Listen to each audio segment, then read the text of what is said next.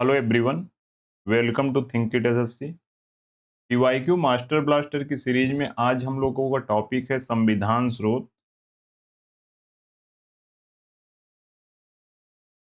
तो संविधान स्रोत क्या है? संविधान स्रोत ये है कि भारत के संविधान में जो अन्य देशों से जो विशेषताएं ली गई हैं उसी को हम संविधान स्रोत में पढ़ते हैं कि किस देश से कौन सी विशेषता ली गई है।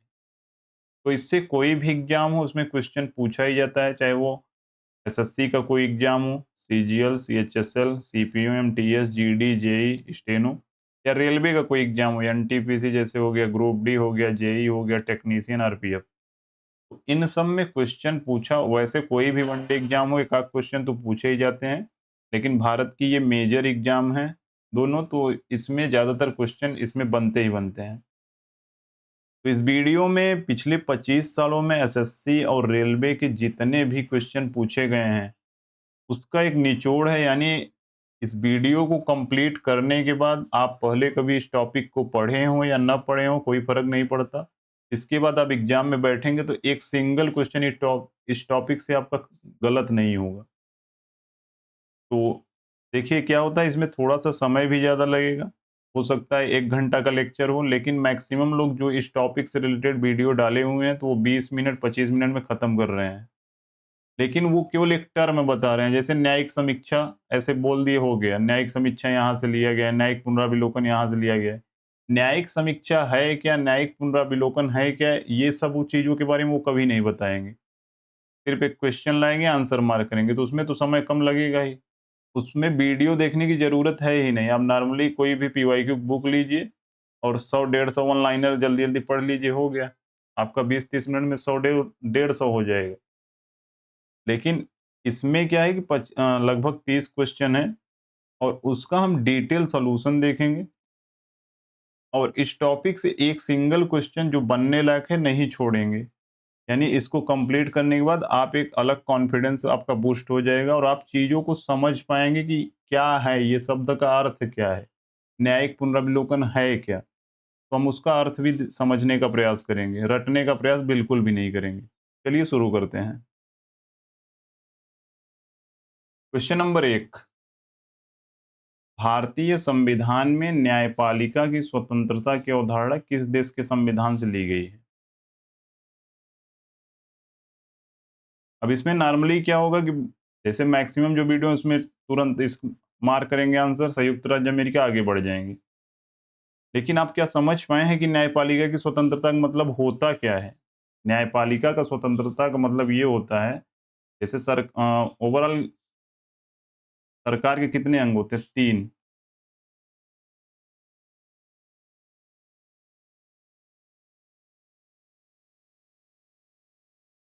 तो एक क्या होती है? विधायिका, एक होती है कार्यपालिका,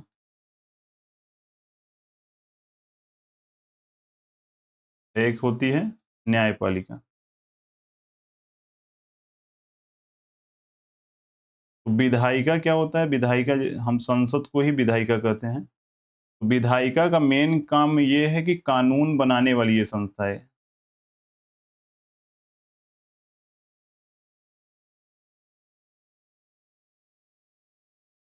और कार्यपालिका कानून को लागू करने वाली संस्था है।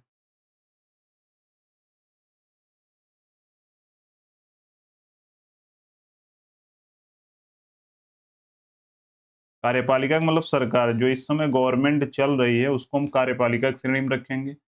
और जितने भी पार्टी के मेंबर चुने गए वो कहाँ बैठते हैं? संसद में। तो यानी संसद क्या है? संसद एक सहमति के साथ कानून बनता है ना, सब यानी जो जीता नहीं उसका भी वहां पर सिग्नेचर होता है, कुछ कुछ का। तो कानून बनाने वाली जो संस्था है वो विधायिका है, कानून को लागू करने वाली जो संस्था है वो सरकार यानी कार्यपालिका है, और न्यायपालिका जो सुप्रीम कोर्ट है, यानी उससे नीचे जितने भी कोर्ट हैं वो न्यायपालिका के अंतर्गत आते हैं। तो इसमें होता क्या है, न्यायपालिका की स्वतंत्रता का मतलब ये है कि न्यायपालिका विधायिका और कार्यपालिका से मुक्त होकर काम करेगी, यानी न्यायपालिका के कार्य में ये दोनों हस्तक्षेप नहीं करेंगे। तो उसी को हम क्या कहते हैं? न्यायपालिका की स्वतंत्रता। तो ये कहाँ से लिया गया है? तो संयुक्त राज्य अमेरिका से लिया गया है।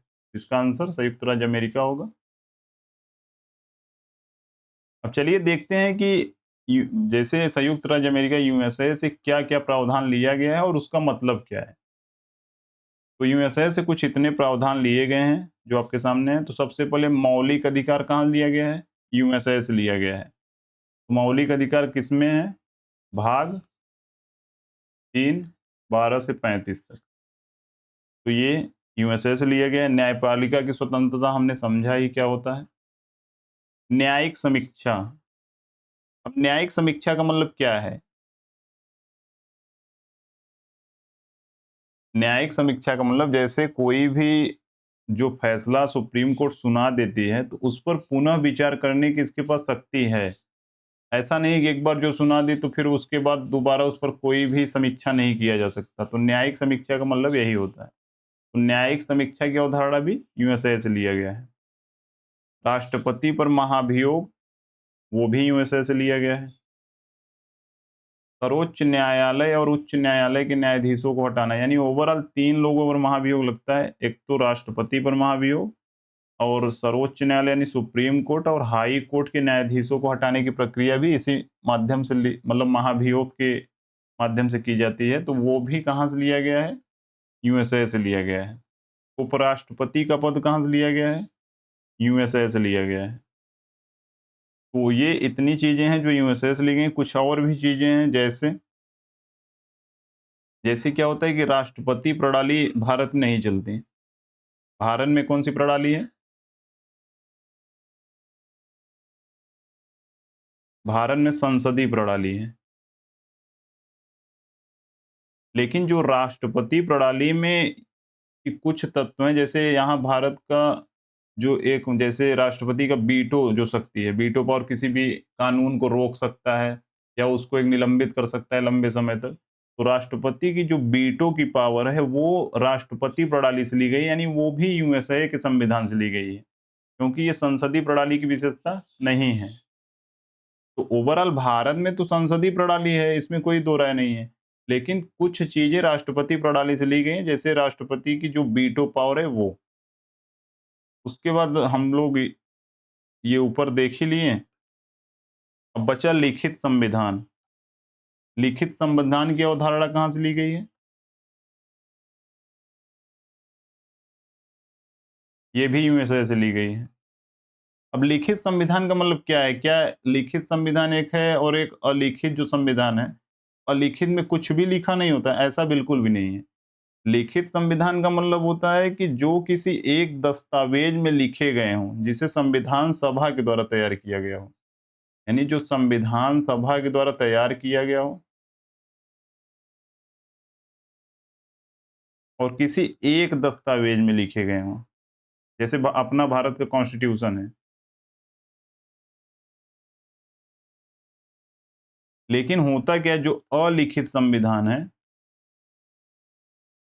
अलिखित संविधान का मतलब ये नहीं होता कि ये कहीं पर कोई नियम कानून जो भी सिद्धांत है कहीं पर लिखे नहीं गए, इसका मतलब ये नहीं है। अलिखित संविधान का मतलब ये होता है कि इसमें जो मतलब अलग अलग जगह पर चीजों को रखा गया है, एक ही बुक में चीजों को नहीं रखा गया है। और कुछ चीजों को, एक परंपरागत चीजों को भी इसमें शामिल किया गया है। ये चीज नहीं है कि कोई संविधान सभा बैठकर पूरी की पूरी चीजों को बनाकर लिखी हो। तो अलिखित संविधान का मतलब ये होता है कि जिस देश के नियम कानून किसी एक दस्तावेज में नहीं लिखे होते हैं। इसका मतलब ये नहीं है कि लिखे ही नहीं होते हैं, इसका मतलब ये होता है कि बहुत सारी चीजें संवैधानिक परंपराओं से भी चलती है। जैसे ब्रिटेन का संविधान कैसा है? अलिखित है। इसका मतलब ये है कि यहाँ पर कुछ तो नियम कानून लिखे गए हैं और कुछ अलग दस्तावेज में लिखे गए हैं। सभी चीज एक ही दस्तावेज के हिसाब से नहीं चल रहा है।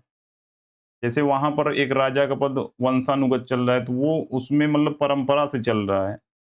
तो उसी हिसाब से होता है। अलिखित का मतलब लिखे गए हैं लेकिन अलग अलग दस्तावेज हैं। और लिखित संविधान की अवधारणा तो अपने यहाँ है नहीं, लिखित संविधान की अवधारणा है तो वो यूएसए से ली गई है। उसके बाद एक चीज और लिया गया है, वो है संविधान की प्रस्तावना।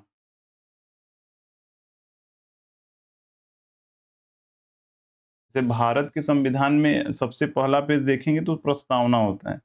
प्रस्तावना का मतलब क्या होता है कि एक परिचयात्मक भाग होता है यानी वो पूरे संविधान का एक परिचय एक पन्ने में, मतलब संविधान का मेन उद्देश्य क्या है उसको बताता है। तो वो संविधान की प्रस्तावना की जो धारणा है वो भी यूएसए से ही लिया गया है। अब आपको लग रहा हो इतनी सारी चीज़ें याद कैसे होंगी? अभी आप जब वीडियो कंप्लीट करेंगे तब आपको पूरी की पूरी चीज़ें याद हो जाएँगी। वो मैं कैसे कराऊँगा, तो वो चीज़ आप धीरे-धीरे देखेंगे तो समझ पाएँगे। क्योंकि आगे जब क्वेश्चन आएगा तो मैं इन सब चीज़ों को फिर से रिपीट करूँगा। तो संविधान की जो प्रस्तावना है वो भी यूएसए से ली गई है। और संविधान की सर्वोच्चता,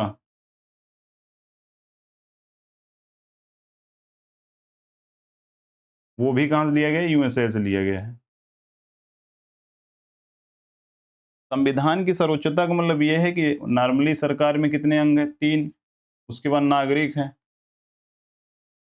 तो संविधान की सर्वोच्चता का मतलब ये है कि संविधान की सीमा के अंतर्गत ही रहकर ये काम करेंगे। चाहे ये 3 जो अंग है ये, यानी कार्यपालिका, विधायिका और न्यायपालिका और नागरिक, ये मतलब चारों लोग संविधान के अंतर्गत ही रहकर काम करेंगे। ऐसा नहीं है कि संविधान से ऊपर होकर काम करेंगे। इसी को हम कहते हैं संविधान की सर्वोच्चता। तो हर एक शब्द का एक मतलब है, उसको आप जब समझेंगे तभी चीज़ें क्लियर होंगी। तो ये सारी चीज़ें कहाँ से ली गई? यूएसए से ली गई हैं।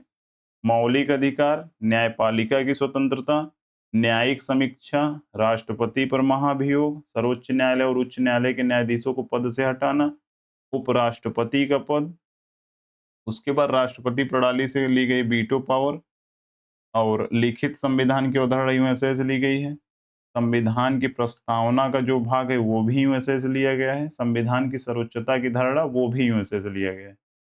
बस इतनी सारी चीजें यूएसए में। फिर चलिए अगला क्वेश्चन देखते हैं। अगर इतना याद है तो कुछ भी इससे ज्यादा पूछा नहीं जाएगा। भारतीय संविधान में मौलिक अधिकार किस संविधान से अंगीकार है? तो भारत के संविधान में मौलिक अधिकार कहाँ लिया गया है? यूएसए से, अभी हमने पढ़ा। मौलिक अधिकार, फिर से एक बार रिवाइज, न्यायिक पुनराविलोकन,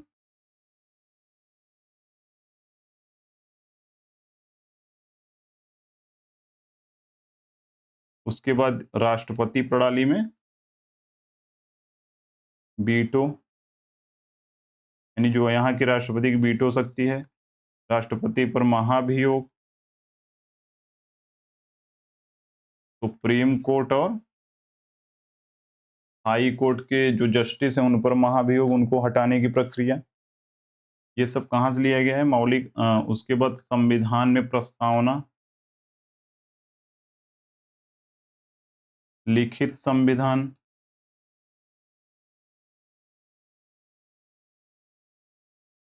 और उसके बाद संविधान की सर्वोच्चता।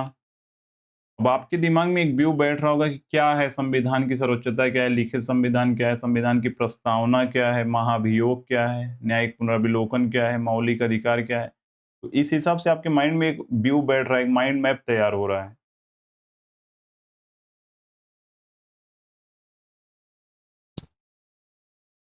स्वतंत्र न्यायपालिका,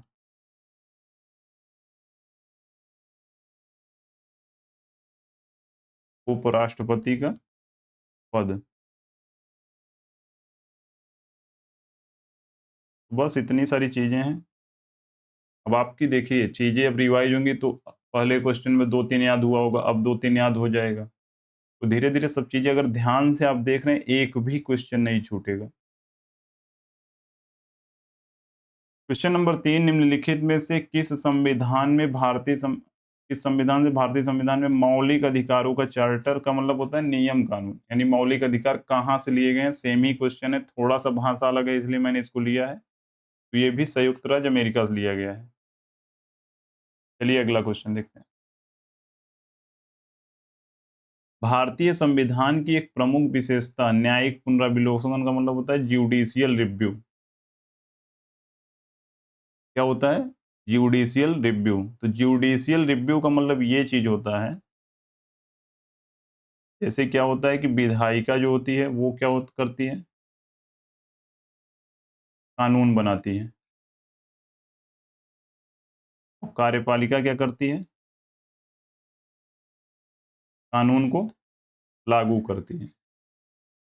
तो विधायिका और कार्यपालिका का दोनों को काम आप समझ गए। तो यानी विधायिका द्वारा बनाए गए कानून और कार्यपालिका द्वारा लागू किए गए कानून या जो भी कार्यपालिका आदेश देती है, उन सब की ज्यूडिशियल रिव्यू कौन कर सकता है? यानी उसको न्यायिक पुनराविलोकन के अंतर्गत रखकर कौन देख सकता है? तो वो करता है सुप्रीम कोर्ट। तो न्यायिक पुनराविलोकन का मतलब यही है कि सुप्रीम कोर्ट ये भी जो भी चीज़ें यानी जो कानून बनाए हैं, जो ये चीज़ें कार्यपालिका यानी सरकार जो आदेश दिया है, तो उसको एक रिव्यू कर सकता है, वो उसके पास पावर है। और ये चीज़ें कहाँ से ली गई हैं? तो ये यूएसए से ली गई है, न्यायिक पुनराविलोकन। तो चलिए अगला क्वेश्चन देखते हैं। निम्नलिखित में से किस संविधान ने भारत में कानून बनाने की प्रक्रिया को प्रेरित किया? कानून बनाने की प्रक्रिया को प्रेरित किया। अब देखिए कानून बनाने की प्रक्रिया के बारे में यहाँ बात कर रहा है, तो अमेरिका का तो होगा ही नहीं, क्योंकि हम लोग अमेरिका के बारे में पढ़ चुके हैं। तो इसका आंसर होगा ब्रिटेन। अब थोड़ा-सा हम लोग ब्रिटेन के बारे में देखेंगे कि ब्रिटेन में क्या-क्या चीज़ें थी जो भारत के संविधान में ब्रिटेन से ली गई। तो सबसे पहले संसदीय सरकार। तो भारत में कैसी व्यवस्था है? संसदीय सरकार वाली व्यवस्था है। संसदीय सरकार का मतलब ये होता है कि कार्यपालिका कार्यपालिका का मतलब सरकार। तो कार्यपालिका विधायिका यानी संसद के पद कार्यपालिका विधायिका के प्रति एक रिस्पॉन्सिबल होती है।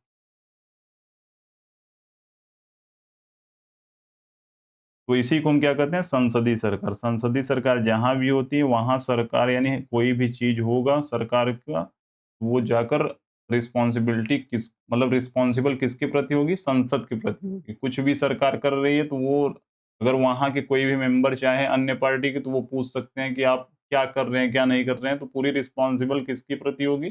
संसद के प्रति होगी। कानून का शासन। अब क्या होता है कानून का शासन? कानून का शासन या विधि का शासन, विधि कानून एक ही चीज होती है। तो कानून का शासन ये होता है कि यहाँ पर क्या होगा कि कोई व्यक्ति का शासन नहीं होगा। कानून का शासन का मतलब होता है कानून का शासन होगा, न कि कोई व्यक्ति का शासन होगा। यानी कोई भी व्यक्ति चाहे वो कितना भी शक्तिशाली हो, वह कानून के ऊपर नहीं है। कानून के शासन का मतलब ये होता है कि कोई भी व्यक्ति कितना भी शक्तिशाली हो, जैसे विजय माल्या मान लीजिए कुछ किया है, या नीरव मोदी ने, तो वो कितने भी बड़े आदमी हो चाहे अंबानी हो, वो कानून के ऊपर नहीं है। तो उसी को हम क्या कहते हैं? विधि का शासन कहते हैं। कोई भी कितना पावरफुल व्यक्ति है वो कानून के ऊपर नहीं है, सबके लिए कानून एक बराबर लगेगा। विधायी प्रक्रिया क्या होती है? विधायी प्रक्रिया, विधायी प्रक्रिया का मतलब ये होता है कि देश की जो विधायिका है, विधायिका का मतलब संसद, और राज्य में क्या होगा? विधानसभा। तो देश की जो विधायिका है, किसी कानून का प्रस्ताव अगर करती है, तो उस पर चर्चा कर सकती है, उसको पारित कर सकती है और अंततः उसे कानून का रूप दे सकती है। विधायी प्रक्रिया में क्या होता है कि कोई जैसे विधेयक आया, कहाँ आएगा? संसद में आएगा, विधानसभा में आएगा। तो उस पर कुछ प्रस्ताव आएगा, पर चर्चा होगी, फिर उसे पारित कर दिया जाएगा और अंत में वो कानून का रूप ले लेगा। तो उसी को हम क्या कहते हैं? विधायी प्रक्रिया, जहाँ पर चीज़ों को लागू करने के बाद वो कानून का रूप ले लेती हैं। एकल नागरिकता, जैसे भारत में एकल नागरिकता है, ये भी अवधारणा कहाँ से ली गई है? यूके से, ब्रिटेन से ली गई है। यानी यहाँ पर स्टेट का कोई अलग से नागरिक नहीं है, ओवरऑल हम लोग भारत के नागरिक हैं। उसी प्रकार ब्रिटेन में ब्रिटेन के नागरिक होते हैं। कैबिनेट प्रणाली, कैबिनेट प्रणाली का मतलब ये होता है कि जहाँ सरकार की वास्तविक शक्ति मंत्रियों के एक छोटे से समूह में निहित हो। जैसे ओवरऑल पूरे कितने मेंबर हैं? 550 मेंबर हैं लोकसभा में। तो क्या 550 मेंबर सब मंत्री बनेंगे? ऐसा बिल्कुल भी नहीं है। उसका एक प्रावधान है 10% 15%। तो उसमें क्या होता है कि जहाँ पर वास्तविक शक्ति सरकार की मंत्री के एक छोटे से समूह पर डिपेंड हो। यानी कैबिनेट में आप देखेंगे 30-40 व्यक्ति आते हैं, तो छोटा-सा वही समूह क्या होता है, कैबिनेट प्रणाली होता है। उसी को हम मंत्रिमंडल प्रणाली या कैबिनेट प्रणाली कहते हैं। ये भी चीज़ें यूके से ली गई हैं। विशेषाधिकार रीट, जैसे क्या होता है, मौलिक अधिकारों का जब उल्लंघन होता है, तो सुप्रीम कोर्ट और हाई कोर्ट नागरिकों की जो मौलिक अधिकार का उल्लंघन के लिए रीट जारी करते हैं। वो भी कहाँ से लिया गया है? यूके से लिया गया है। अभी आप केवल उसका डेफिनेशन का अर्थ समझिए कि है क्या? कानून का शासन का मतलब क्या है? कोई भी कितना बड़ा है फिर भी उस पर कानून लागू होगा। विधायी प्रक्रिया का मतलब कानून बनाने की प्रक्रिया है। एकल नागरिकता क्या है? कैबिनेट प्रणाली क्या है? विशेषाधिकार रेट क्या है? अब आपके दिमाग में एक व्यू हो रहा होगा। संसदीय विशेषाधिकार क्या है? संसदीय विशेषाधिकार का मतलब ये होता है कि संसद के पास देश में कानून बनाने, बदलने या निरस्त करने की सर्वोच्च और असीमित शक्ति है। यानी संसद क्या कर सकती है? कानून बना सकती है, कानून को बदल सकती है और या कानून जो लागू हैं उसको निरस्त कर सकती है। तो ये सब शक्ति किसके पास है? संसद के पास है। तो इसलिए हम इसको क्या कहते हैं? संसदीय विशेषाधिकार। इसमें होता क्या है कि अगर संसद के द्वारा बनाया गया कोई भी कानून है, संसद के द्वारा बनाया गया कोई भी कानून है, तो उसको न तो कार्यपालिका, न तो न्यायपालिका,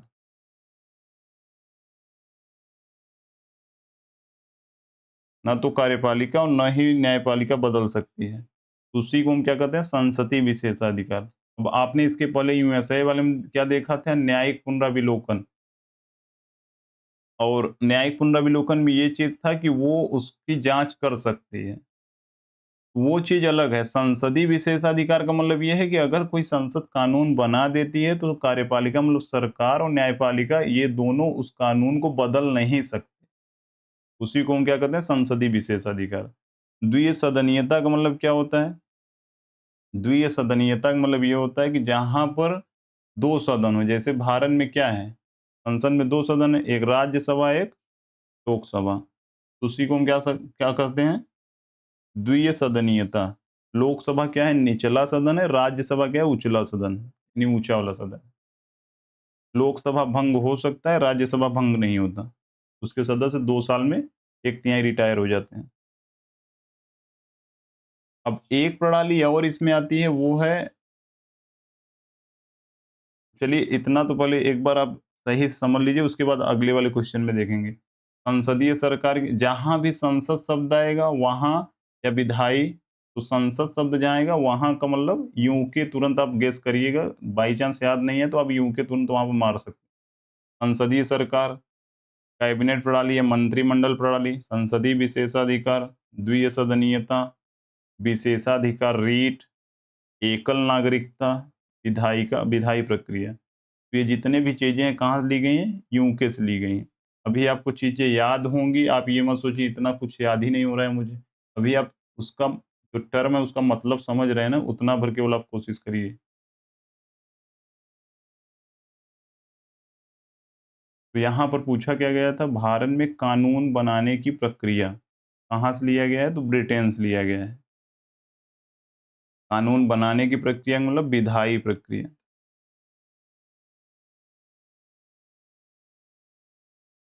यानी उस पर क्या होता है कि विधायिका उस पर प्रस्ताव लाती है, उस पर चर्चा करती है, उसको कानून बना देती है, उसी को हम कानून बनाने की प्रक्रिया कहते हैं। निम्नलिखित में से किस संविधान से भारतीय संविधान में बहुलवादी, यानी फर्स्ट पास्ट द पोस्ट की प्रणाली को अपनाया गया है? देखिए बहुलवादी होता क्या है? फर्स्ट पास्ट द पोस्ट ये शब्द कहाँ लिया गया है? घोड़े की दौड़ से लिया गया है। घोड़े की जैसे घोड़े की रेस होती है, तो जो सबसे पहले ये फिनिश लाइन को पार किया वो क्या होता है? जीत जाता है। तो उसी से इसको लिया गया है। बहुलवादी का मतलब ये होता है, जैसे नॉर्मली लोकसभा का चुनाव होता है, विधानसभा का चुनाव होता है, तो हर पार्टी के एक-एक, 2-2 एक-एक मेंबर खड़े होते हैं, किसी एक स्पेसिफिक एरिया में। तो उसमें ये चीज़ नहीं है कि आप 50% से ज़्यादा पाएँगे तभी आप जीतेंगे। वहाँ पर जैसे कोई व्यक्ति 50% का मतलब ये चीज़ नहीं, जैसे 5 मेंबर खड़े हैं, 5 मेंबर में मान लीजिए 1 व्यक्ति पाया 30 और 2 व्यक्ति पाए 25-25, 30 और 50 80 और 1 10 पाया, 1 10 पाया।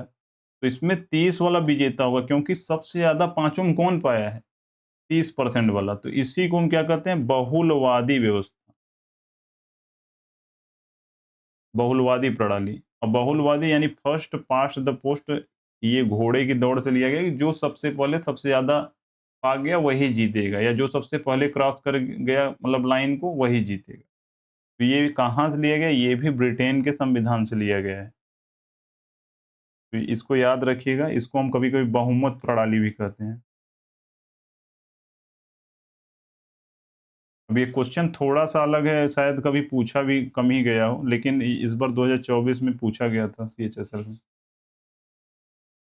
भारतीय संविधान में फर्स्ट पास्ट द पोस्ट, अब से ये 2021 के एनटीपीसी एग्जाम में पूछा गया है। सेम क्वेश्चन है।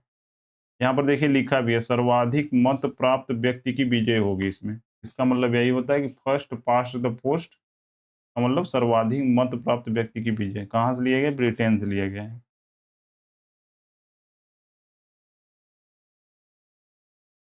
अब देखिए आपको कहीं-कहीं ये चीज़ देखने को मिल रहा होगा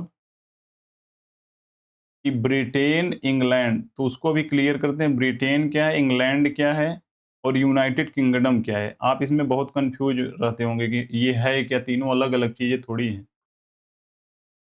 ये एक ही हैं, तो वो अभी क्लियर करते हैं। भारतीय संविधान में क्वेश्चन नंबर 8, भारतीय संविधान में विधि पूर्ण शासन का विचार इनमें से किस संविधान से लिया गया है? विधि पूर्ण शासन का मतलब क्या है? विधि का शासन। विधि का शासन की प्रणाली कहाँ ली गई है? ब्रिटेन से ली गई है। विधि का शासन का मतलब यही होता है कि कानून का शासन। कानून का शासन का मतलब ये कि यहाँ पर हर व्यक्तियों के लिए सेम कानून है, चाहे वो कितना भी बड़ा व्यक्ति, चाहे वो नीरव मोदी हो, चाहे वो विजय माल्या। तो उसको क्या कहते हैं? विधि का शासन या विधि पूर्ण शासन उसको बोला जाता है। बाकी और चीज़ ब्रिटेन से क्या ली गई थी? तो विधायी प्रक्रिया। विधायी प्रक्रिया का मतलब कानून बनाने की जो प्रक्रिया है। उसके बाद कैबिनेट प्रणाली।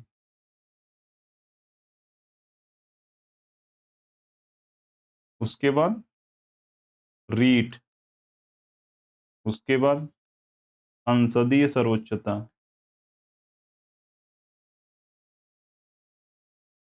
उसके बाद ब्रिटेन से क्या लिया गया है? धीरे-धीरे आप याद भी करिए, फर्स्ट पास्ट द पोस्ट। उसके बाद क्या लिया गया है? संसदीय व्यवस्था। उसके बाद द्विसदनीयता,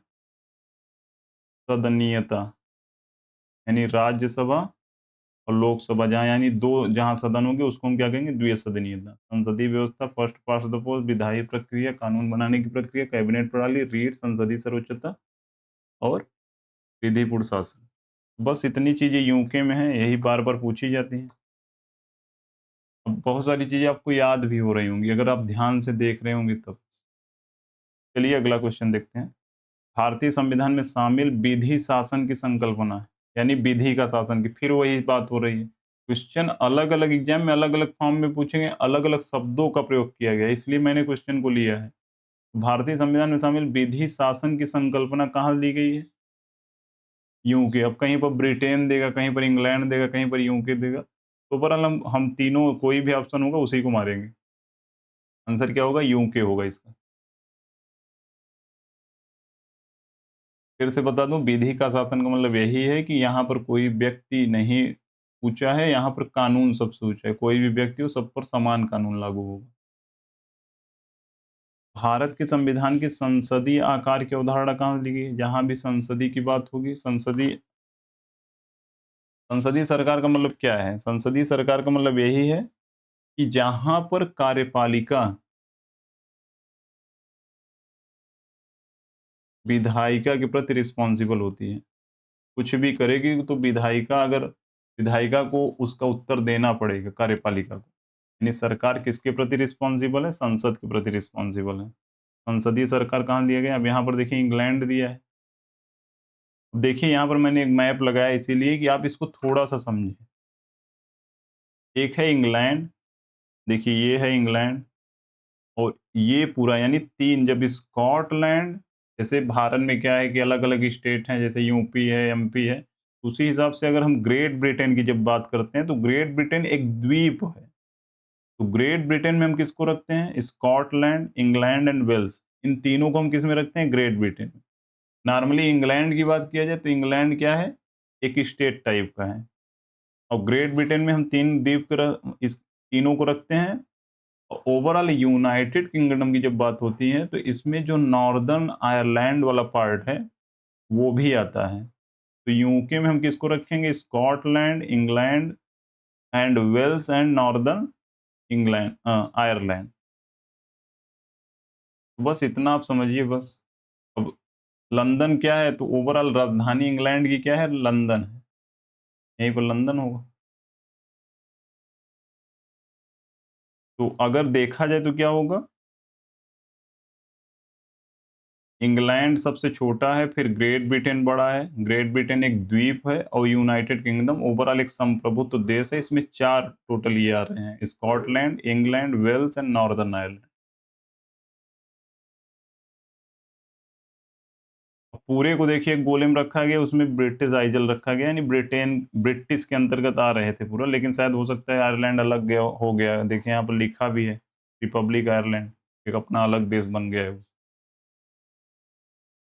भारत के संविधान की इनमें से कौन-सी विशेषता यूनाइटेड किंगडम के संविधान से ली गई? अब देखिए यहाँ पर यूके, अगर इंग्लैंड, ब्रिटेन, यूके कुछ भी बोले तो आप ओवरऑल यही समझिए यूके की बात हो रही है। भारत के संविधान की कौन-सी विशेषता यूनाइटेड किंगडम से ली गई? समवर्ती सूची? बिल्कुल नहीं। डीपीएसपी? बिल्कुल नहीं। मौलिक कर्तव्य? बिल्कुल नहीं। एकल नागरिकता? बिल्कुल सही। तो एकल नागरिकता कहाँ लिया गया था? यूनाइटेड किंगडम से लिया गया था।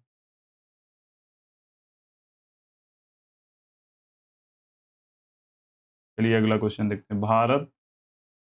भारत एक संसदीय लोकतंत्र है जो वेस्टमिंस्टर मॉडल पर आधारित है। अब संसदीय लोकतंत्र की अवधारणा कहाँ से ली गई है?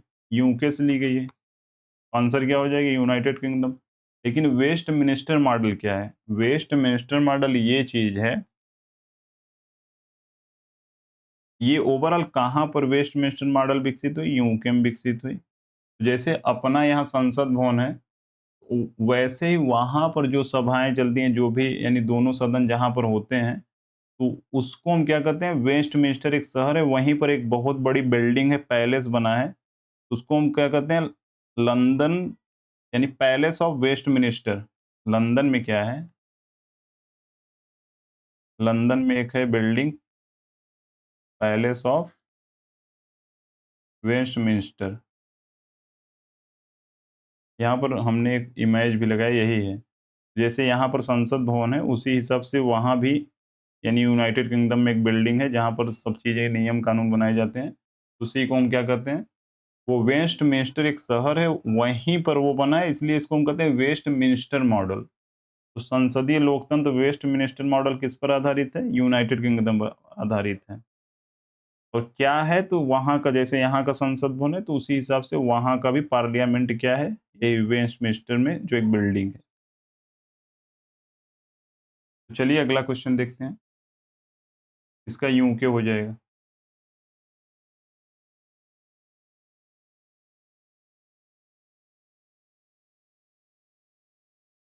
मार्शल लॉ की अवधारणा जो मूल अधिकारों को प्रतिबंधित करती है, कहाँ से ली गई है?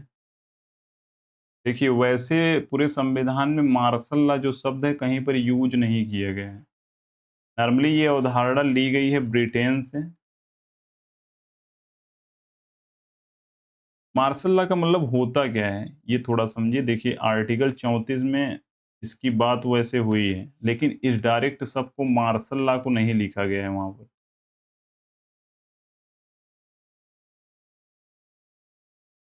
मार्शल लॉ का मतलब ये होता है कि जहां पर शासन को सैनिक के हवाले कर दिया जाता है, जहां पर सैन्य शासन लग जाए, तो हम क्या कहते हैं? मास्टर लॉ, मार्शल लॉ कहते हैं। तो ओवरऑल ये जैसे क्या होता था, जब यहाँ पर स्वतंत्र भारत नहीं था, जब ब्रिटेन वाले यहाँ पर शासन कर रहे थे, तब वो चीज़ें यहाँ पर कभी-कभी लागू होती थी मार्शल लॉ। विशेष रूप से लागू क्यों किया जाता है? तो शांति व्यवस्था बनाए रखने के लिए।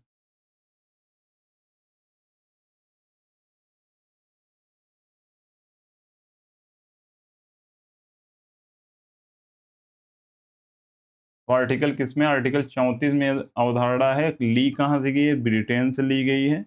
नॉर्मली ये शब्द नहीं लिखा है, सैन्य शासन के बारे में लिखा है और ये शांति व्यवस्था बनाए रखने के लिए ये चीज़ होता है। जैसे जलियांवाला बाग हत्याकांड जब हुआ था, तो उसके बाद लागू कौन-सा? यही मार्शल लॉ लागू हुआ था उसके बाद। मार्शल लॉ की अवधारणा यूके से ही ली गई है। भारतीय संविधान में समवर्ती सूची की अवधारणा किस देश से ली गई है?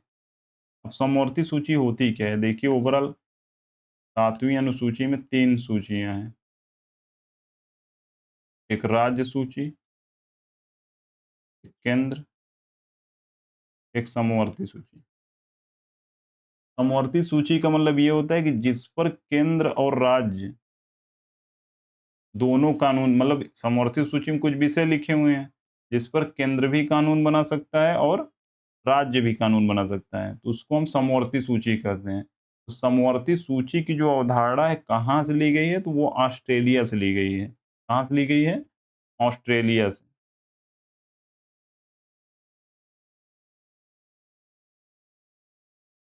देखिए कुछ चीज़ें जो ऑस्ट्रेलिया से ली गई उसको समझ लेते हैं।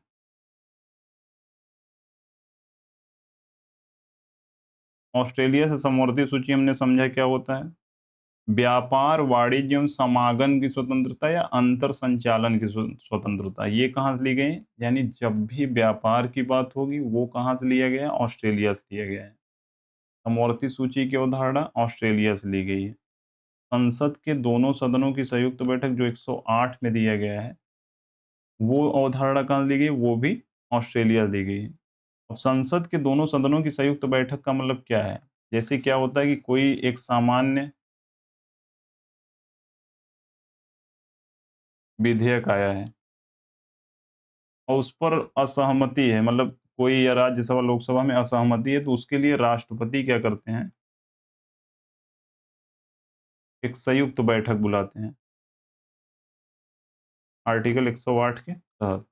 उसी को हम क्या कहते हैं? संयुक्त बैठक। ताकि वो जो एक आपस में डिसएग्रीमेंट है उसको खत्म किया जा सके, उसलिए संयुक्त बैठक बुलाया जाता है। तो संयुक्त बैठक की अवधारणा भी ऑस्ट्रेलिया से ली गई है। अब जैसे हमने तभी देखा था शुरू में कि प्रस्तावना जो संविधान के शुरू में होता है, उद्देश्य को बताता है, वो यूएसए से लिया गया है। लेकिन प्रस्तावना की अगर भाषा की बात किया जाए, वो कहाँ से लिया गया है? ऑस्ट्रेलिया से। प्रस्तावना की भाषा का मतलब ये होता है कि एक-एक शब्द जो प्रस्तावना में लिखे गए हैं, उसका एक अपना अर्थ है। तो वो चीज़ कहाँ से लिया गया है? प्रस्तावना की भाषा जब पूछेगा तो ऑस्ट्रेलिया होगा, लेकिन प्रस्तावना की बात करेगा तो यूएसए होगा। उसके बाद और चीज़ें इसमें ली गई, जैसे एक केंद्र केंद्र और राज्य के बीच शक्तियों का जो बँटवारा है, केंद्र और राज्य के बीच शक्तियों का बँटवारा। तो केंद्र और राज्य की बीच शक्तियों का बँटवारा का मतलब क्या है? कि केंद्र और राज्य अपने अधिकार क्षेत्र के भीतर कानून बना सकते हैं, उनके पास शक्ति है। तो वही, यानी केंद्र की कुछ अलग शक्ति है कानून बनाने की, राज्य की कुछ अलग शक्ति है। सब अपने-अपने अधिकार क्षेत्र में, केंद्र यानी पूरे देश के लिए कानून बना सकता है, राज्य अपने स्टेट के लिए कानून बना सकता है। तो उसी को हम क्या कहते हैं? केंद्र और राज्य के बीच शक्तियों का बँटवारा। ये भी कहाँ से लिया गया है? ऑस्ट्रेलिया से। संयुक्त बैठक ऑस्ट्रेलिया, वाणिज्य या व्यापार की स्वतंत्रता ऑस्ट्रेलिया, समवर्ती सूची ऑस्ट्रेलिया। प्रस्तावना की भाषा की बात किया जाए तो ऑस्ट्रेलिया, लेकिन प्रस्तावना की बात किया जाए तो यूएसए। केंद्र और राज्य के बीच शक्तियों का बंटवारा और केंद्र राज्य संबंध भी बोल सकते हैं।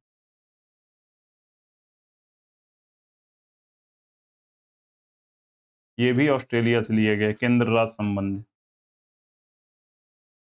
यानी उनका आपस में एक केंद्र संबंध का मतलब ये चीज़ होता है, जो शक्तियों का बँटवारा तो है, लेकिन काम-काज के बारे में जो बँटवारा है कि वो इस पर काम कर सकते हैं। मतलब ओवरॉल एक ही शब्द है, केंद्र राज्य के बीच शक्तियों का बँटवारा या केंद्र राज्य संबंध, एक ही चीज़ समझिए उसको। वो भी ऑस्ट्रेलिया से लिया गया है।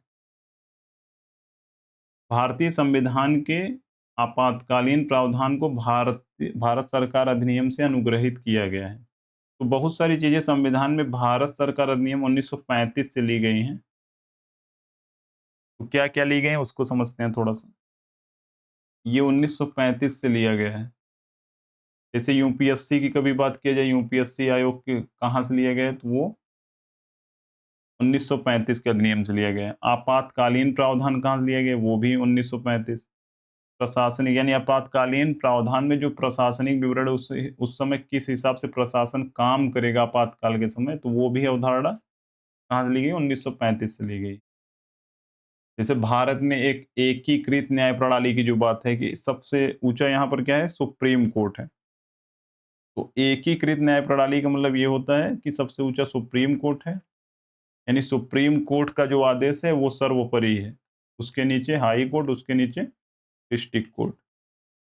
तो एकीकृत न्याय प्रणाली की अवधारणा अगर पूछे तो वो भी 1935 से लिया गया है। राज्यपाल का कार्यालय, राज्यपाल का कार्यालय कहाँ से लिया गया है? वहीं से लिया गया है। राज्यपाल का कार्यालय का मतलब ये है कि राज्यपाल के पद के बारे में बात होगी, शक्तियों के बारे में बात होगी, उनका कार्य क्या है, उनकी संवैधानिक भूमिका क्या है।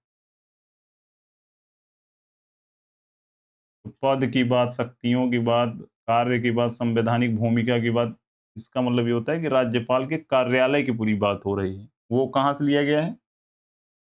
1935 के अधिनियम से।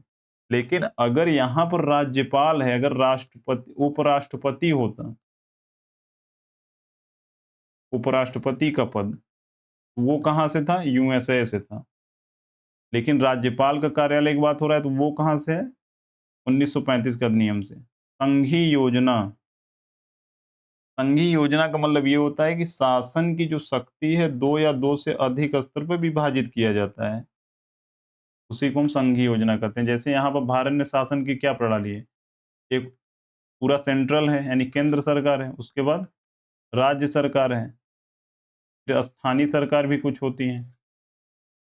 तो उसी उसी को हम क्या कहते हैं, संघीय योजना या संघीय व्यवस्था कहते हैं। तो ये भी कहाँ से लिया गया है? 1935 के अधिनियम से लिया गया है।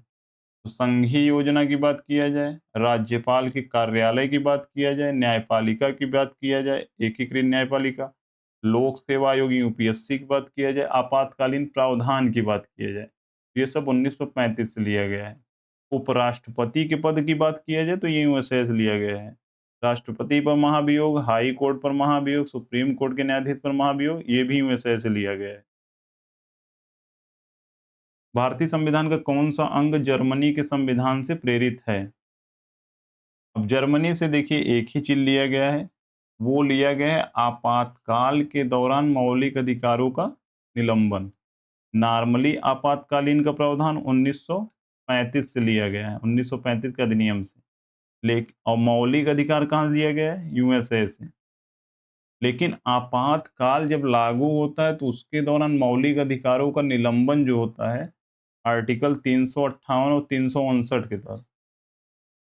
ये चीज़ 358-59 में जो चीज़ लिखा गया है कि आपातकाल के दौरान मौलिक कौन-कौन से मौलिक अधिकार का निलंबन होगा, यानी इसमें 58 में 19 वाले जो जाते हैं, 19 के 6, और 359 जब लागू होता है तो सब के सब मौलिक अधिकार चले जाते हैं 20 और 21 को छोड़कर।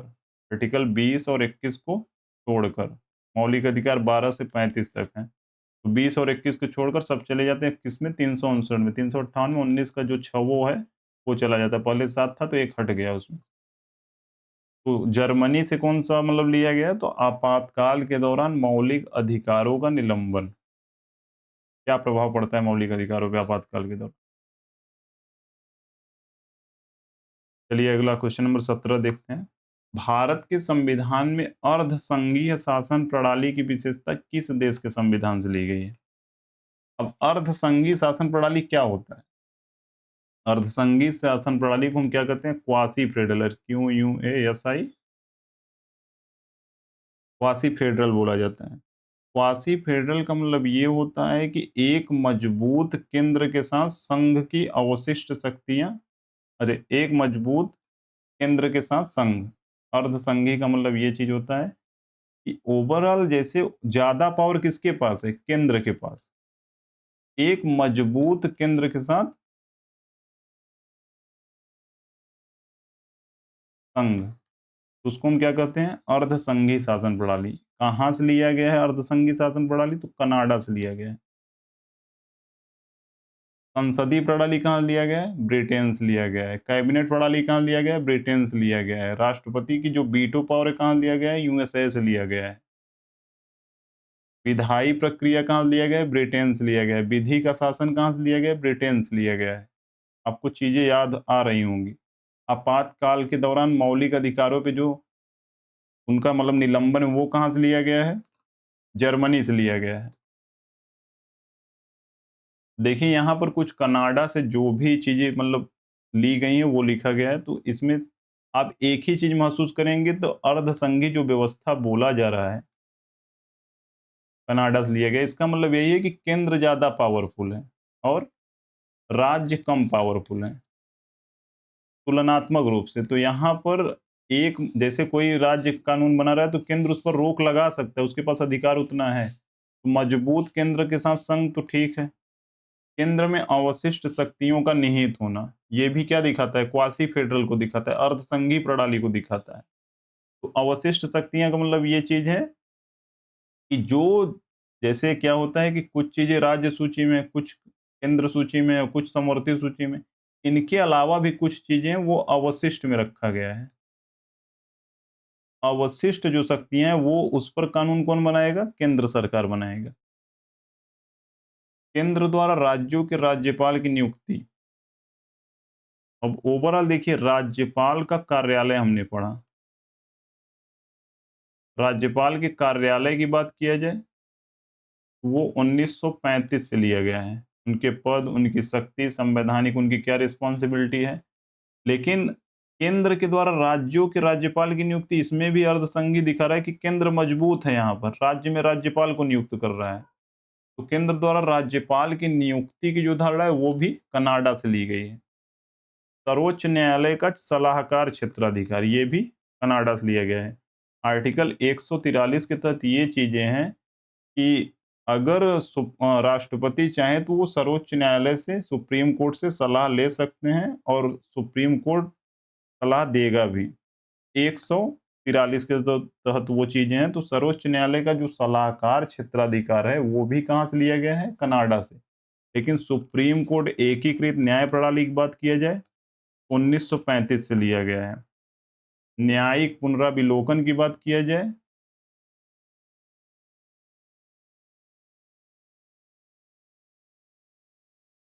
यानी न्यायिक पुनराविलोकन मतलब जुडिशियल रिव्यू करेगा इस पर, विधायिका और कार्यपालिका की जो भी चीजें वो लोग कर रहे हैं तो उस पर एक जांच कर सकता है कौन? Supreme court. तो ये USA से लिया गया है। न्यायिक समीक्षा या न्यायिक पुनराविलोकन एक ही चीज है। बस इतनी चीजें हैं। जहां भी मजबूत केंद्र के साथ संघ की बात हो, केंद्र में अवशिष्ट शक्तियों की बात हो, केंद्र द्वारा राज्यों के राज्यपाल की नियुक्ति हो, सर्वोच्च न्यायालय का सलाहकार क्षेत्राधिकार, सब किस में आएगा? कनाडा में आएगा।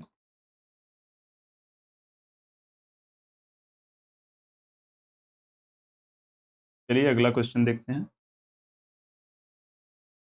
क्वेश्चन नंबर 18, भारतीय संविधान का निम्नलिखित में से कौन सा उपबंध कनाडा के संविधान से लिए गए हैं? देखिए आपको थोड़ा सा समय इस वीडियो में लगेगा क्योंकि मैं एक एक शब्द का मतलब बता रहा हूँ।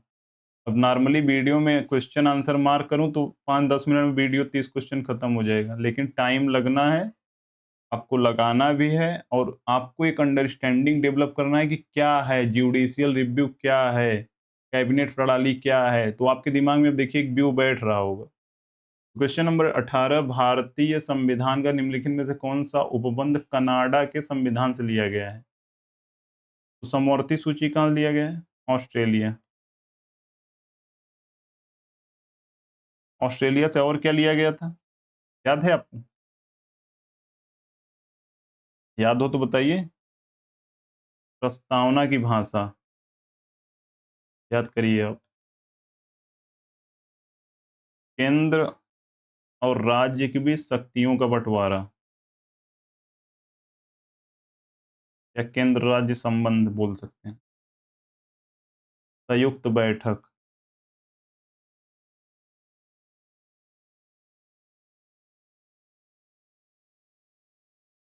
संयुक्त बैठक कब होती है वो भी आपको बताया था मैंने। और एक चीज और था, क्या था? केंद्र राज्य संबंध, प्रस्तावना की भाषा, संयुक्त बैठक, समवर्ती सूची, हाँ ठीक है, इतना ही था। न्यायपालिका की स्वतंत्रता की बात किया जाए, यूएसए से लिया गया है।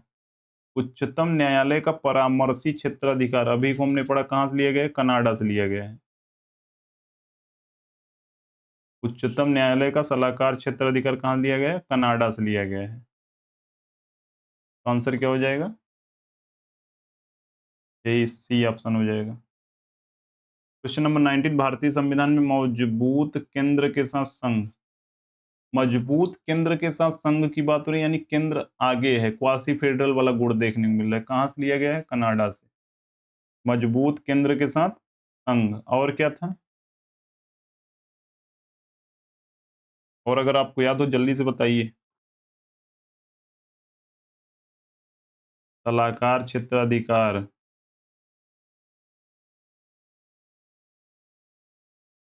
कनाडा का। हाँ, सुप्रीम कोर्ट का। और दो चीजें थी, जल्दी बोलिए, याद है कि नहीं आपको? एक मजबूत केंद्र के साथ संघ, अवशिष्ट शक्तियां किसमें निहित होंगी? केंद्र में। एक, दो, तीन और चार, वही तो पूछा है, मजबूत केंद्र के साथ संघ, कनाडा से। चलिए अगला क्वेश्चन देखते हैं। भारत के संविधान में मूल कर्तव्यों को कहाँ से लिया गया है? तो मूल कर्तव्य की जो धारणा है वो यूएसएसआर से लिया गया है। तो मूल कर्तव्य टोटल हैं कितने? 11। पहले 10 थे, फिर बाद में 11 हो गए। थोड़ा सा देख लेते हैं कि यूएसएसआर से क्या लिया गया है। एक तो मौलिक कर्तव्य हमने देखा, अगर मौलिक अधिकार की बात होगी, फंडामेंटल राइट की बात होगी तो यूएसए होगा, लेकिन फंडामेंटल ड्यूटी की बात होगी तो यूएसएसआर होगा। प्रस्तावना में न्याय का आदर्श, अब यहाँ पर आपके सामने प्रस्तावना है, इसमें सामाजिक, आर्थिक और राजनीतिक न्याय की बात कर रहा है। सामाजिक, आर्थिक और राजनीतिक न्याय कहाँ से लिया गया है? ये भी यूएसएसआर से लिया गया है। न्याय, सामाजिक, आर्थिक, राजनीतिक न्याय। उसके बाद अगर और पूछा जाए तो क्या लिया गया यूएसएसआर से? तो ये तो, हाँ, एक चीज और लिया गया है, जो यहाँ पर जैसे पंचवर्षीय योजनाएं चलती हैं, ये भी कहाँ से लिया गया है? यूएसएसआर से लिया गया है। 1928 में जोसेफ स्टॉलिन ने सबसे पहली बार इसको मतलब लागू किया था, कहाँ? रसिया में, यानी यूएसएसआर में। रसिया तो बाद में बना। भारतीय, क्वेश्चन नंबर 21, भारतीय संविधान के न्याय के आदर्श, क्वेश्चन पीछे क्या था? मूल कर्तव्य तो यूएसएसआर हो गया, यानी मूल कर्तव्य, मौलिक कर्तव्य, प्रस्तावना में न्याय का आदर्श, सामाजिक, आर्थिक, राजनीतिक न्याय, यूएसएसआर होगा। भारतीय संविधान में न्याय का आदर्श कहाँ दिया गया है? 3 प्रकार का न्याय, सामाजिक, आर्थिक, राजनैतिक, यानी सोशल, इको एंड पॉलिटिकल। कहाँ से लिया गया है? तो यूएसएसआर से लिया गया है, न्याय का आदर्श। भारतीय संविधान में पंचवर्षीय योजना 1928 में सबसे पहले लागू कहाँ हुआ? यूएसएसआर में लागू हुआ। किसने लागू किया? तो स्टॉलिन ने लागू किया।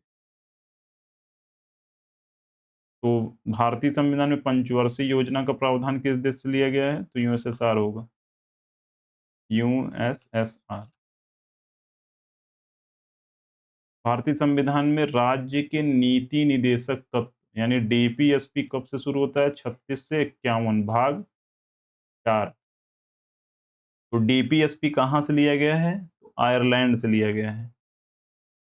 अब आयरलैंड से कुछ चीज़ें हैं जो समझ लेते हैं। डीपीएसपी तो हमने देखा।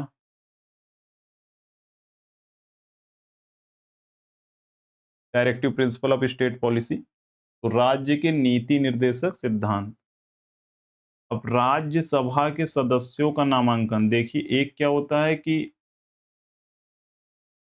राज्यसभा में एक तो अप्रत्यक्ष चुनाव होता है सदस्यों का, एक क्या होता है, नॉमिनेशन होता है। तो जो नॉमिनेशन वाली चीज है वो कहां से ली गई है? आयरलैंड से। लेकिन जो चुनाव की बात हो रही है वो अब आगे क्वेश्चन वो आएगा तो उसमें देखेंगे। तो जब राज्यसभा के सदस्यों के नामांकन की बात हो रही तो वो कहां से है? आयरलैंड से है। डीपीएसपी की बात हो रही है, राज्य के नीति निर्देशक सिद्धांत की, तो वो आयरलैंड से है। राष्ट्रपति के चुनाव की जो प्रणाली है क्या है? एकल संक्रमणी पद्धति।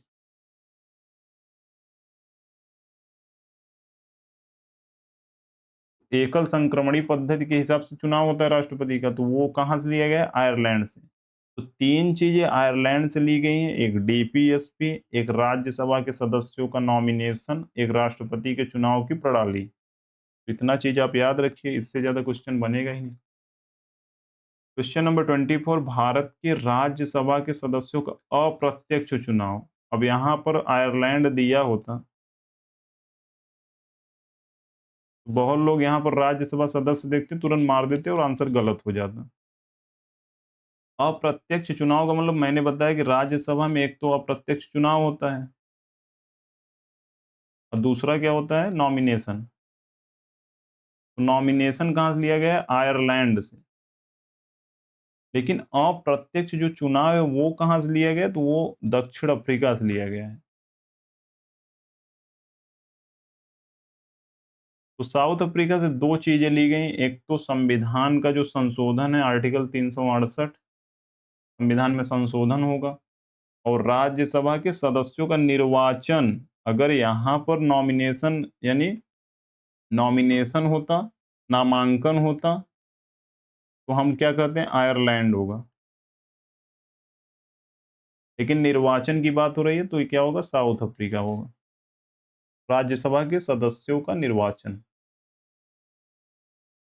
भारत के संविधान में संविधान संशोधन की धारणा कहाँ से ली गई है? तो संविधान संशोधन की जो अवधारणा है वो दक्षिण अफ्रीका से ली गई है। और दक्षिण अफ्रीका से क्या लिया गया है? तो राज्यसभा के सदस्यों का चुनाव। और नामांकन कहाँ से लिया गया है? आयरलैंड से।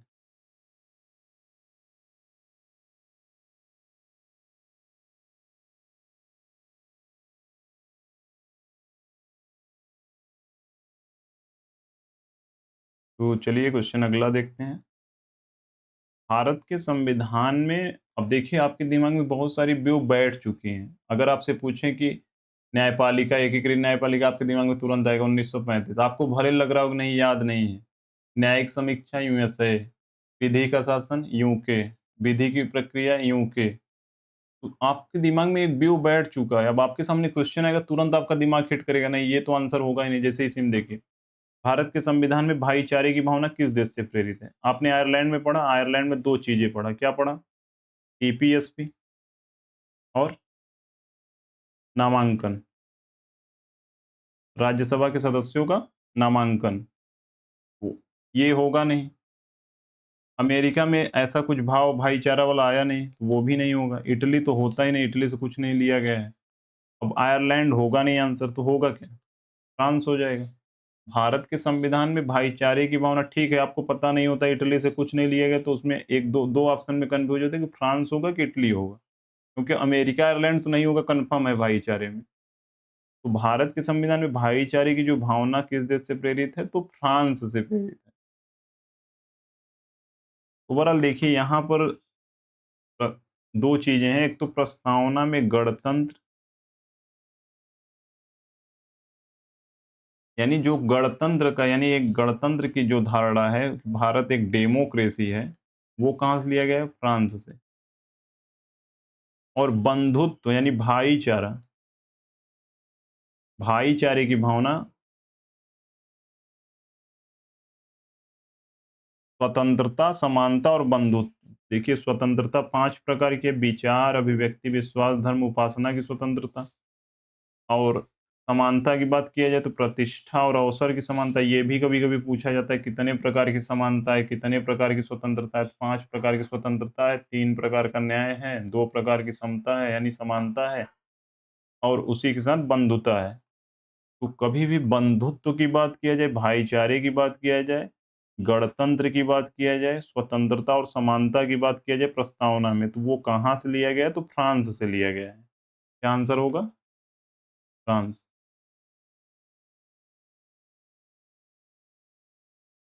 तो इसके पहले क्वेश्चन क्या था? भाईचारे की भावना, तो फ्रांस से लिया गया। भाईचारा बोले या बंधुता बोले, एक ही शब्द होता है दोनों का मतलब। Question number 27। 3 क्वेश्चन और बचे हैं, जल्दी जल्दी बता लीजिए, फिर आपका टॉपिक कंप्लीट हो जाएगा। भारतीय संविधान की गणतंत्रात्मक व्यवस्था कहाँ दी गई? गणतंत्र की बात होगी, समानता की बात होगी, स्वतंत्रता की बात होगी। कहाँ से लिया गया है? तो गणतंत्र, समानता, स्वतंत्रता और बंधुता यानी भाईचारे की बात होगी, तो फ्रांस से लिया गया है। आयरलैंड से डीपीएसपी लिया गया है। आयरलैंड से और क्या लिया गया है? नामांकन किसका? राज्यसभा का। राज्यसभा के सदस्यों का नामांकन कहाँ से लिया गया है? आयरलैंड से लिया गया है। और एक चीज क्या थी आप बार बार भूल रहे हैं? एक राष्ट्रपति प्रणाली यानी राष्ट्रपति के चुनाव की जो प्रक्रिया है, वो भी कहाँ से लिया गया है? आयरलैंड से लिया गया है, जो एकल संक्रमणी पद्धति की विधि से होता है। ब्रिटिश संविधान से क्या लिया गया? विधि का शासन, कैबिनेट प्रणाली, संसदीय प्रणाली, उसके बाद विधायी प्रक्रिया, द्वितीय सदनीयता। ये सब कहाँ से लिया गया? ब्रिटेन से लिया गया है। ऑस्ट्रेलिया से क्या लिया गया है? समवर्ती सूची। क्या लिया गया है? समवर्ती सूची। उसके साथ व्यापार एवं समागम की जहां व्यापार की स्वतंत्रता की बात होगी तो क्या होगा? ऑस्ट्रेलिया हो जाएगा। उसके साथ क्या है? केंद्र राज्य संबंध। एक मजबूत केंद्र के साथ संघ की जो धारणा है वो कहां से लिया गया? कनाडा से। लेकिन केंद्र राज्य संबंध की बात होगी तो वो ऑस्ट्रेलिया से लिया गया है। उसके बाद संयुक्त बैठक कहां से लिया गया है? 108 में ऑस्ट्रेलिया से लिया गया है। प्रस्तावना की भाषा कहां से लिया गया है? ऑस्ट्रेलिया से। लेकिन प्रस्तावना कहां से लिया गया है? यूएसए से। तो इतनी चीजें हैं ऑस्ट्रेलिया से जो ली गई: समवर्ती सूची, व्यापार, केंद्र राज्य संबंध, संयुक्त बैठक, प्रस्तावना की भाषा, तो ऑस्ट्रेलिया से ली गई है। ब्रिटेन से बताया। आयरलैंड से डीपीएसपी, राष्ट्रपति के चुनाव की प्रक्रिया एकल संक्रमणी वाली, और नामांकन राज्यसभा के सदस्यों का। लेकिन अगर राज्यसभा के सदस्यों के चुनाव की बात होगी तो कहां से लिया गया है? तो चुनाव जो अप्रत्यक्ष चुनाव होगा वो साउथ अफ्रीका से लिया गया है। साउथ अफ्रीका से और क्या लिया गया है? संशोधन। संशोधन एंड राज्यसभा के सदस्यों का चुनाव। तो ठीक है, इतनी चीजें हैं। तो आंसर इसका गणतंत्रात्मक की बात हो रही तो फ्रांस हो जाएगा इसका आंसर। भारतीय संविधान की प्रस्तावना में समाजवाद शब्द कहाँ से लिया गया है? सबसे पहले आप यानी देखिए उसमें आपको दिखाएं तो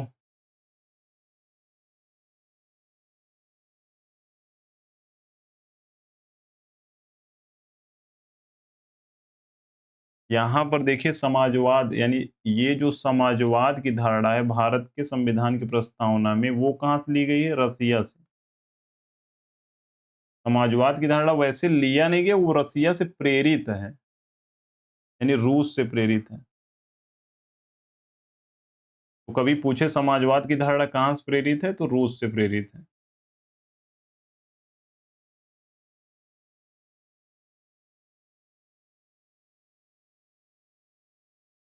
प्रस्तावना में समाजवाद की धारणा कहाँ से प्रेरित है? प्रेरणा पूछ रहा है ना, कि शब्द नहीं लिया गया, लिया कहीं से नहीं गया। समाजवाद ये भारत में ऑलरेडी जो नेता थे उन्होंने समाजवाद की धारणा को भारत में विकसित किया है। लेकिन जो एक प्रेरणा उन्होंने कहाँ से लिया था या भारतीय संविधान प्रेरित किससे है, तो वो होगा रसियन क्रांति से। रसियन क्रांति हुआ कब था? तो 1917 में। रसिया से और क्या चीज़ लिया गया है या यूएसएसआर से? जल्दी से आप रिकॉल करिए। याद आ रहा है कुछ? Fundamental right. और क्या? प्रस्तावना में सामाजिक, आर्थिक और राजनीतिक न्याय का आदर्श, यानी न्याय का आदर्श। बाकी फ्रेंच यानी फ्रांस की क्रांति से गणतंत्र, बंधुता, प्रस्तावना में बंधुता, समानता, स्वतंत्रता, फ्रेंच से लिया गया है। बाकी जर्मनी अभी बाकी है, शायद अगला क्वेश्चन होगा। अमेरिका की क्रांति से, अमेरिका की क्रांति से क्या लिए गए? एक बार आप तुरंत याद करिए। मूल अधिकार, अमेरिका, अमेरिका से। उपराष्ट्रपति का पद, न्यायपालिका की स्वतंत्रता, न्यायिक पुनराविलोकन यानी न्यायिक समीक्षा, राष्ट्रपति पर महाभियोग, सुप्रीम कोर्ट, हाई कोर्ट के जो न्यायाधीश हैं उनको हटाना, संविधान की जो प्रस्तावना है वहां से लिया गया है, और उसके साथ साथ संविधान की सर्वोच्चता की जो बात होती है कि सबसे सर्वोच्च ओवरऑल संविधान है, वो भी यूएसए से लिया गया। चलिए अगला क्वेश्चन, क्वेश्चन नंबर 29। निम्नलिखित में से कौन सा भारतीय संविधान का स्रोत नहीं है? फ्रांस से क्या लिया गया है? गणतंत्र और समानता, स्वतंत्रता, बंधुता प्रस्तावना में कहाँ लिया गया है? फ्रांस से। आयरलैंड से डीपीएसपी। उसके बाद नामांकन, लेकिन निर्वाचन की बात होगी राज्यसभा के तो वो साउथ अफ्रीका होगा, और संशोधन साउथ अफ्रीका होगा। लेकिन नामांकन, डीपीएसपी और राष्ट्रपति के चुनाव की जो प्रक्रिया है वो कहाँ से होगा? राज्यसभा के सदस्यों का नामांकन डीपीएसपी और ये आयरलैंड से होगा। और बाकी यूएसए से हमने अभी देखा ही, डेनमार्क होगा ही नहीं, क्योंकि भारतीय संविधान का स्रोत नहीं है।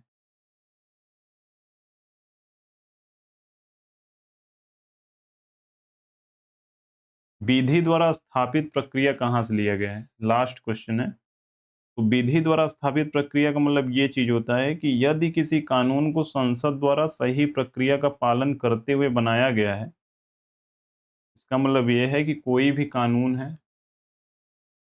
और उसको संसद ने एक प्रक्रिया को फॉलो करते हुए बनाया है,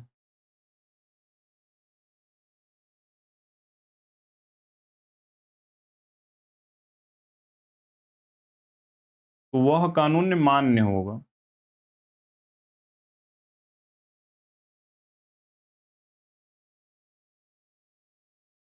भले ही वो कितना कठोर हो या अन्यायपूर्ण लगे, लेकिन वो कानून विधा मतलब विधि द्वारा स्थापित प्रक्रिया का मतलब ये है कि संसद एक प्रक्रिया जो उसका मतलब बनाने की, कानून बनाने की प्रक्रिया है, उसको फॉलो करते हुए कोई कानून अगर बना देता है तो वह कानून मान्य होगा, चाहे वो कितना कठोर हो, चाहे कितना भी अन्यायपूर्ण हो, वो सबको मानना ही पड़ेगा। उसी को हम क्या कहते हैं? विधि द्वारा स्थापित प्रक्रिया। विधि की शासन की बात की जाएगी तो क्या होगा? विधि का शासन कहाँ से लिया गया है? ब्रिटेन से। अब विधि द्वारा स्थापित प्रक्रिया की बात होगी तो कहाँ से लिया गया है? जापान से। विधि द्वारा स्थापित प्रक्रिया कहाँ से लिया गया है? जापान से। और एक क्वेश्चन यूएसए से भी पूछा जाता है कि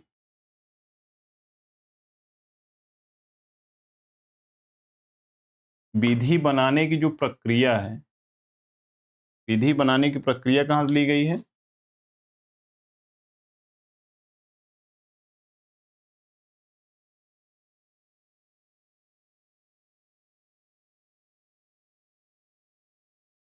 ओवरऑल देखिए, स्थापित विधि द्वारा स्थापित प्रक्रिया जापान से लिया गया है, और विधि का शासन यूके से लिया गया है।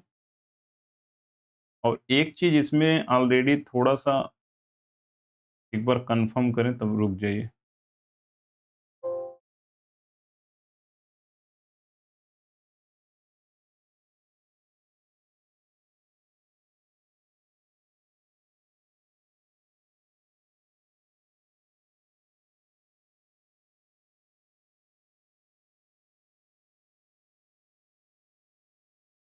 विधायी प्रक्रिया, विधि का शासन, ये सब कहाँ से लिया गया है? यूके से लिया गया है। ठीक है।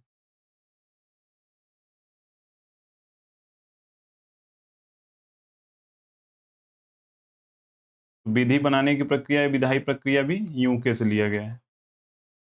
तो संसद एक प्रक्रिया को जो फॉलो करती है, बनाती है, वो सबके लिए मान्य होगा, वो उसी को हम स्थापित प्रक्रिया कहते हैं। जापान से लिया गया। यही लास्ट क्वेश्चन था। आपका टॉपिक हुआ कंप्लीट। अगर आपको थोड़ा-सा कम समझ में आया हो तो एक बार फिर से आप वीडियो को समझ कर देखिएगा स्टॉप कर कर, लेकिन मैक्सिमम चीज़ें आपके सामने जब क्वेश्चन होगा तो आप कर पाएँगे, इसमें कोई दो राय नहीं है। तो यहाँ तक बने रहने के लिए बहुत-बहुत धन्यवाद। अगर आपको वीडियो अच्छा लगा हो तो चैनल को सब्सक्राइब ज़रूर कर लीजिएगा। हमने अपना काम अच्छे से किया, आप भी अपना काम सब्सक्राइब करके कर लीजिएगा, नोटिफ़िकेशन भी ऑन कर लीजिएगा। एक-एक वीडियो आपकी तैयारी में एक अलग ही चार चाँद लगाएगा, क्योंकि एक अंडरस्टैंडिंग आपको देगा, क्वेश्चन को समझने का तरीका देगा। ठीक है, thank you, thanks for watching. Next topic में फिर मिलते हैं।